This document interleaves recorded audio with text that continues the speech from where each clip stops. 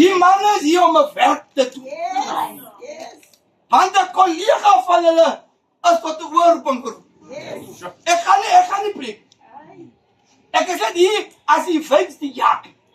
Om die werk oop te maak. Ek gaan nou afgee vir die man. Want ons het iemand wat in die tyd gestaan het, aan die dood afgestap. Iemand wat ook so gedraad het, aan die dood afgestap. Jy mag geduldig wees. Is nie normaal dit. Ek gaan die manne die geleentheid gee om hulle werk te doen. Die symboolse van die Here, jy het overal waar jy werk. Nou hy overal kan nie stop opgaan. En ons kan nie vir die mense wys of die supervisor of 'n groepleier was, of vir die mense wys die overal wat jy gedra. Jy kry die slim Jan. Hy trek 'n leerbytjie voor die bytjie aan. Jy kry die slim Jan, hy draai die bytjie om na as. Hy draai om sy tyd op om.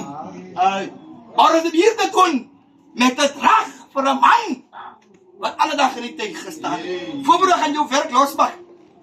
Gaan jou werk losmaak, jy het vir die familie die werk, maar ek het nou 'n woordjie gehou vandag. Gaan nie jou werk oorvat.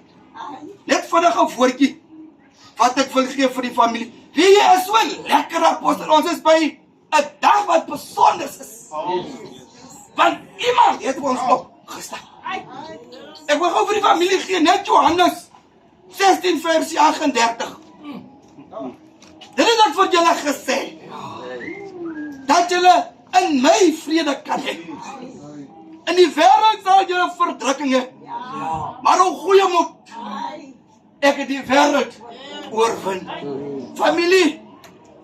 Familie hou goeie moed in Here. Ek het, hey, op die derde dag. Wat broer? Van jou